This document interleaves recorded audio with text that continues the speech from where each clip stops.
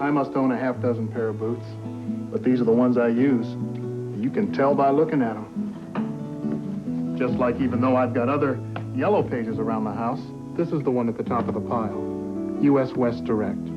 It stays on top because I can find everything I need right here. U.S. West Direct is the one I use. You can tell by looking at it. U.S. West Direct, the one that gets used. Eyewitness Sports. Find it on 5. 5 from Minnesota's news channel, KSTP Channel 5. Stan Turner, Ruth Spencer, Dave Dahl, and Joe Schmidt bring you Eyewitness News live at 5. And good afternoon, everyone. Liberace, one of the world's finest and certainly most colorful pianists, died this afternoon at his Palm Springs, California home. Doctors say that the 67-year-old performer had been suffering from anemia, from emphysema and also heart disease. Speculation about AIDS had been denied. Fans maintained a respectful vigil outside his desert home as he sunk into a coma. The unequaled king of glitter started his career as a $35 a week honky-tonk piano player. At the height of his fame, he made $400,000 as a headliner in Las Vegas. It was Liberace's desire to die comfortably at home amidst his friends and family. Funeral plans have not yet been publicly released. Well, questions are still going unanswered tonight about what leaders of the Catholic Church knew and did about the alleged sexual abuse of several boys by a priest from Winona. Yes, the lawyers for one former altar boy filed suit against Father Thomas Adamson, accusing the priest of sexually abusing several boys over a 17-year period beginning back in the early 1960s. The suit also accuses officials of the Diocese of Winona and the Archdiocese of St. Paul, Minneapolis, of failing to protect young boys in the parishes where Adamson worked, even though those officials were, according to the suit's allegations, well aware that Adamson had abused several boys. Dave Andrews is in the newsroom now with more on these allegations. Dave?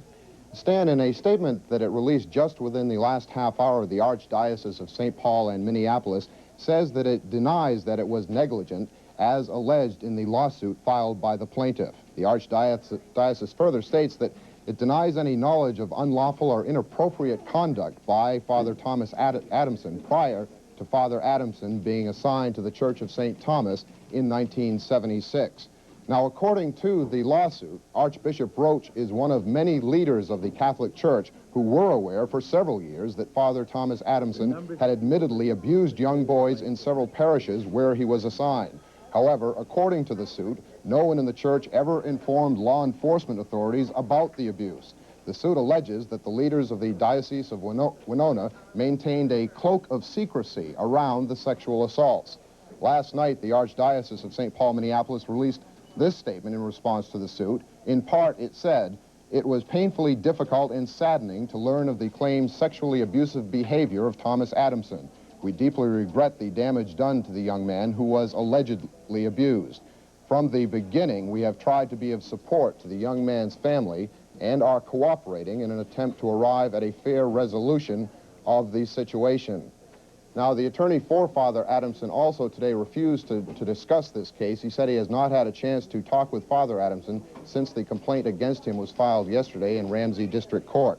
Now, referring back to the statement that we just received within the last few minutes from the Archdiocese of St. Paul, Minneapolis, they conclude by saying that responding to the allegations that the Archdiocese had not reported the alleged sexual abuse of the plaintiff to law enforcement authorities, the Archdiocese points out that the alleged abuse first came to its attention in 1984 through personnel working at the St. Cloud Reformatory who were working with the plaintiff at that time. So there are still several unanswered questions. We have just received this latest statement from the Archdiocese, and there'll be more that we'll be having on this story tonight at 6 o'clock. Stan? All right, thank you very much, Dave. Dave. Right, and Ruth, you have more on the story. According to that civil complaint, Father Thomas Adamson was assigned to 10 different churches and schools over his 14-year career. And as Dave said, the complaint outlines a pattern of sexual abuse and relocation. Coming up on Eyewitness News at 6, Catherine Smith reports on Father Adamson's background and talks to one therapist about how the Catholic Church is dealing with sexual issues and how that is affecting priests. Stan? Well, flames destroyed a landmark in the downtown area of suburban Osseo this morning. That landmark, a corner gift shop. And as Wendy Lubavitch shows us, it's a fire that people of Osseo will be talking about for a very long time. It was the kind of fire people could see for miles away, right in the middle of downtown Osseo. It destroyed a community landmark known as the Bob Evans Gift Shop. This was a place that carried nearly everything, a place nearly everyone in town had come to appreciate, especially the employees. We'd like to think that we could all work together again, and it's more like a family than anything. Crews from 7 area fire departments responded to the scene. They stopped the fire from spreading, but they weren't able to save the building. We arrived on the scene probably about 2-3 minutes after the first call, and we had heavy smoke coming out of the back portion of the building. By mid-morning, many people in the town of Osseo had gathered around the fire scene. For some, it provided a break from the daily routine. She just caved in. Chimney fell over and the whole roof went. That was certainly the case across the street at Don's Barber Shop, where the regulars had gathered to watch the scene. They always accuse us of being the town gossipers, so I suppose this is why they come and get all their information. For students at the junior and senior high, it meant a day out of school, as the power in the western part of town was cut off. Officials say it will be some time before they can determine what caused the fire, but whatever it was, it will be the talk of Main Street for days to come. In Osseo, Wendy Lubavitch, Channel 5, Eyewitness News. And the fire crews remain on the scene at this hour in downtown Osseo, and on the western part of town, the power is still off, but they hope to have the power restored shortly. Ruth? The hopes and the dreams of the crew of Stars and Stripes became reality today as the United States took back the America's Cup after defeating Australia's Kookaburra 3. It was a sweet victory because the last time around, Australia ended what had been the world's longest winning streak. And Joe Schmidt joins us right now to tell us about the final moments of the race. It was a 136-year winning streak when they lost it 3 years ago. So I think they're kind of happy today to have it back. USA, USA. The America's Cup that runneth over for the United States. Dennis Conner and Stars and Stripes made it a sweep for the coveted trophy by beating Kookaburra 3 of Australia in the 4th race late last night. Stars and Stripes wins that best-of-7 series 4-0. Last night's race was another breeze for the Americans. Stars and Stripes won this one by 1 minute and 59 seconds. They led after every single mark. For Connors, it was a time to redeem himself. He was the skipper of Liberty, the yacht that lost the America's Cup just 3 years ago.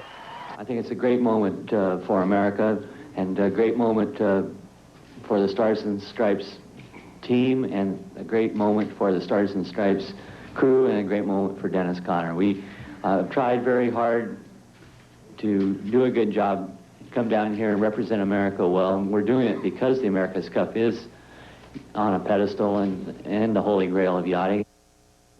Conner also said it was too early to speculate, but there is a good chance that the same crew for Stars and Stripes might be back together when they hold the next race in 3 years. And of course, we've got a local man who just might be there in 3 years, too. Yes, we do. Yes, we do. Speaking of whom, all right. The America's Cup, Joe, was especially exciting for a Minneapolis woman whose son is a member of the Stars and Stripes crew. Our Mike Binkley stayed up with her and other family members last night as they cheered on the U.S. to victory.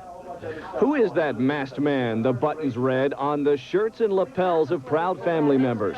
The masked man of the Stars and Stripes was 25-year-old John Barnett, a Minneapolis native who learned to sail on Lake Minnetonka.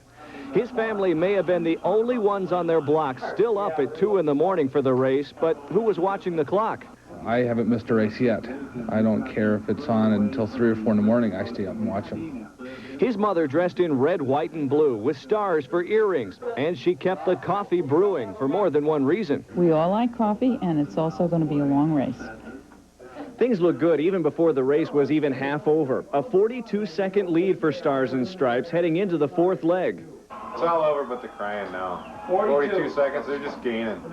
John was easy to spot on TV. He was the only one not wearing a shirt.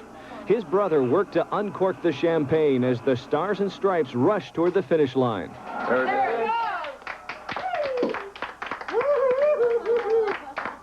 All right. It had been a long time coming, and they couldn't have been prouder, but they were glad it was over. It'll seem strange not to be staying up until 2:30 in the morning watching races, but I'll be glad. Oh, no. I think I'll be glad to go back to normal. They hope to celebrate with John soon in person if they can raise the money now to fly him back to the States. Mike Binkley for Live at 5. Now, here's an interesting angle to that story of which you might not be aware. Despite the big money involved in the America's Cup race, crew members like John earned only $10 a day, along with room and board, for taking part. Now, having learned of this, KSTP and 3M this afternoon told the family, we have agreed to pay for John's